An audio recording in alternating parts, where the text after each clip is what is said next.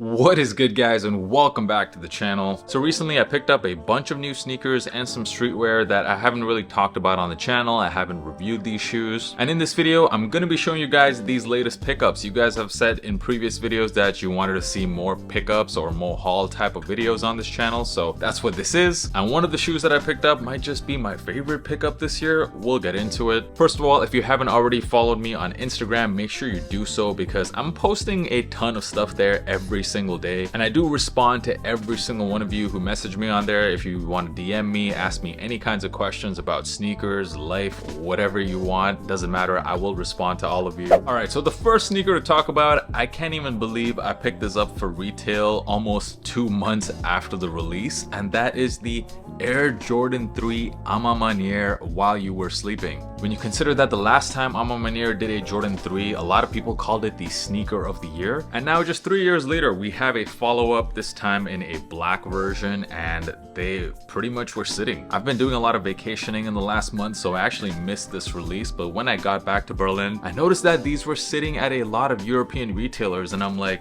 for retail? Yeah, I'm not gonna pass up that opportunity. It was kind of shocking to me that these did not sell out. Even the latest pair, which was the Jordan 4, that released on the A Ma Maniere website just a couple of days ago, and those were also sitting, even though a lot of people were calling that maybe the sneaker of the year. And if you look at the rest of the A Ma Maniere lineup, man, some of those sneakers look so fire. The one that I can't wait for personally is the 95s. But I wanted to grab these even though I'm not much of a 3s guy, but I have to say that I do like the 3s in more darker tones like this one, because I do kind of think of this shoe as a winter type of shoe. I don't typically like wearing high top sneakers in the summertime, which is why you never really see me wearing Jordans in the summer. But this sneaker in this colorway definitely got that winter beater potential. Also later this year there will be the black cement 3s, the iconic colorway, releasing later this year, and honestly between the two I'd much rather have these. Because this is a high profile collab, you have some very nice leather on here. Most likely the leather on this is going to be much better than the black cement 3s, and everything about this shoe is just screaming luxury to me. Even starting off with the box, what a unique looking box. You got that nice purple fabric as well, and then looking at the shoes, it is very honestly similar to the black cement 3s in terms of colorway. However, you can see that the gray suede sections of the shoe, which are done in like a nice hairy suede, it definitely does have like a dark purple tone to it, and also the color on the midsole is maybe slightly a bit more yellow than the black cement 3s. Look at that Nike Air on the back, looking super clean, done in that cream tone. On the tongues you have the Jordan logo and the A Ma Maniere logo embroidered into the tongue. And one of my favorite parts with all A Ma Maniere collabs has been the quilted liner. I mean, it's so nice to have that. It's such a luxury type of feeling on the shoe. Although I have to say the liner on this particular pair doesn't feel as plush as some of the previous A Ma Manieres. Also underneath the tongue you can see the A Ma Maniere monogram there. These little details make all the difference. And of course, like I was saying, the leather on this is just really nice. You get some nice black tumble leather on this, as well as that nice hairy suede. Really cannot complain about the materials on this pair. I got them in my true size, which is a US 11, or actually this is a women's collab, so I got this in a women's 12.5. And although women's sneakers definitely are a bit more on the narrow side, especially in the toe area, I have to say these fit me pretty perfectly. Jordan 3s typically, you know, for me it is one of the more comfortable, if that even exists when it comes to Jordan retros, but for me it is more of a comfortable shoe than the 4s. Here I'm rocking these with some faded black denim, and honestly to me this is really the best way to wear this because the shoes look great with this type of color pants. Definitely in the winter time, that combination of the A Ma Manieres with the jeans, I can definitely think of a lot of outfits that this would look great with. Alright, moving on to my next pair. Now I'll be honest, this was just not a release that I was even expecting, but as soon as I saw that they did release, I knew I had to get them. And I also did something I don't typically ever do, which is buy a sneaker for resale. I actually had to buy these from StockX. It's one of my absolute favorite releases of the year. Yes, I am talking about the Nike Air Max 95 Toronto.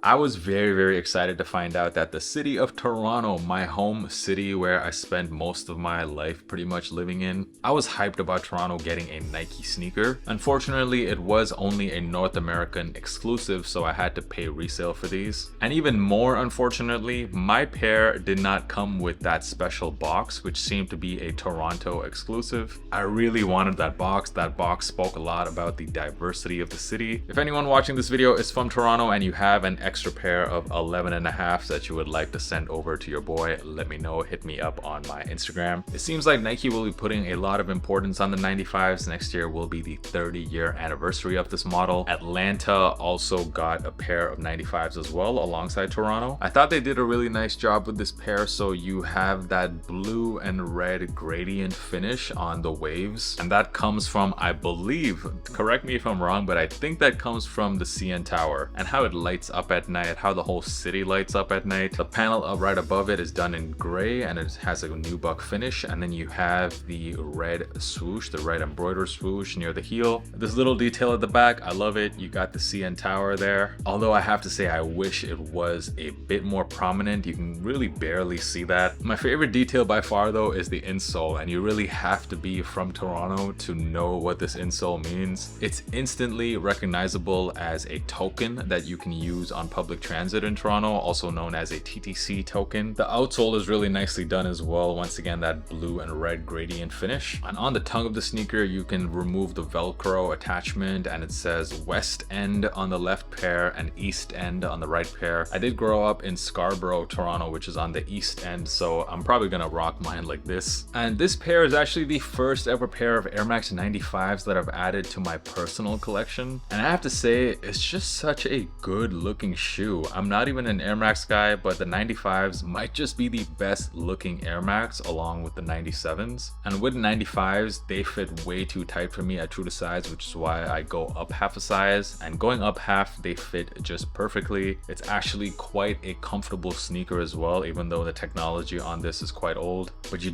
really do have to go up half a size, otherwise going true to size in this pair is just kind of unbearable for me. But yeah, I'm sure to a lot of you guys looking at this sneaker, you're probably thinking this just looks like a GR pair of Air Max 95s, but of course, me being from the city, I was super excited to pick these up. Before I get into another sneaker pickup, let's talk about a couple of streetwear pickups that I've had recently. One of them is actually this shirt that I'm wearing right here. This was a recent collab between Levi's and Jound. There was a bunch of different items that released. There wasn't much hype or anything for this release, but literally as soon as these t-shirts dropped, I bought them from the Levi's website, and of course a few hours later everything was still available except for the vintage black shirt. That was completely sold out in all sizes. The horse with the laser eyes, the print on it is just absolutely sick. It's one of the nicest looking graphics I've seen on a t-shirt in quite a long time. And for sizing on the t-shirt, so I am personally 6'3", 180 pounds,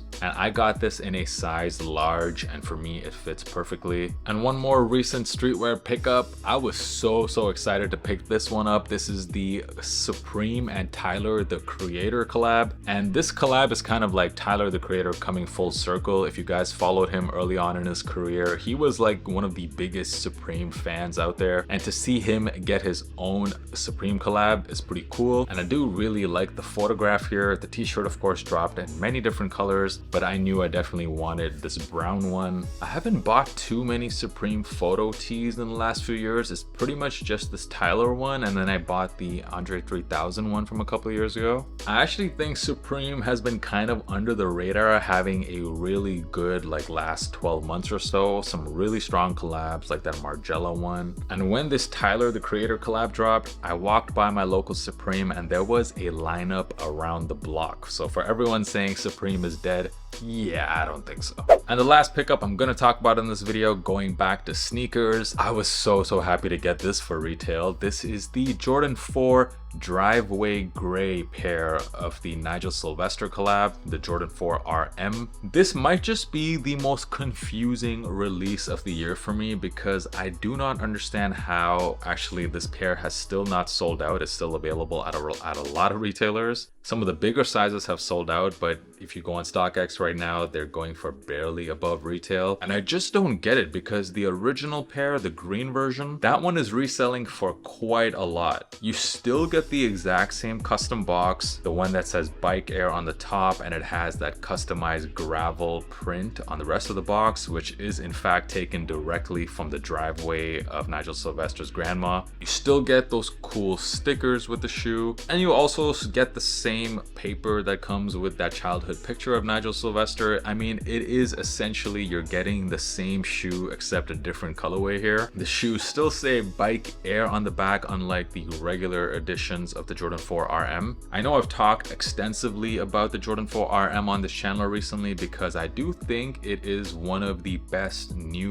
recent models from Jordan Brand. I think they did a great job here giving us a low cut version of the Jordan 4, something that I didn't even know I wanted, but after checking out these pairs for myself, I am very pleased with how they turned out. And at least for me, I actually like this gray colorway of the pair even better than the original green colorway. This one is just a lot more wearable, and for me it's this little red swoosh here, this mini swoosh. The red just really pops on this. The shoes also come with these additional white laces that really make it pop as well. I think I'm gonna be loving wearing a pair like this, a nice dark colorway that's not gonna get too dirty. I know I can get a lot of use out of it. Also, the materials on this is just very nice, a lot better than the GR versions of this shoe. It says Bike Air by Jordan on the tongue of the sneaker. This shoe really does have the potential to be your go-to winter beater. I think it looks great with some dark denim with some black pants. The Bike Air on the heel for me is really what makes this pair so cool compared to most other pairs from Jordan Brand. For sizing on this, so I did get this in my true size, which for me fits just perfect, except for there is definitely a bit of room in the toe box. Now from a width perspective, it fits absolutely perfect, so I wouldn't personally want to go down half a size. But for some of you guys who might find that bit of extra room in the toe box being a little bit too annoying, then definitely go down half a size, especially if you have narrow feet. Compared to regular Jordan 4s, I actually find the RMs to be even more comfortable personally, especially from a width point of view. That might be just because the materials on this are quite nice. But yeah, the fact that the green version of this shoe is reselling for almost double this one, for me just makes no sense. Happy to pick these up. Let me know in the comments which was your favorite out of all the pickups I mentioned in this video. Let me know also what have you guys been picking up lately. It's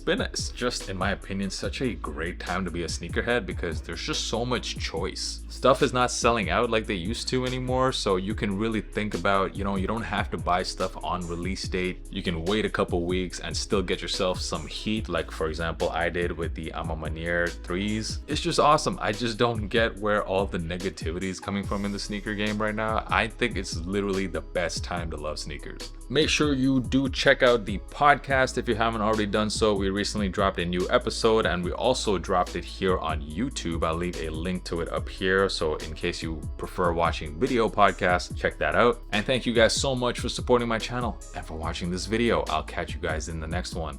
Peace.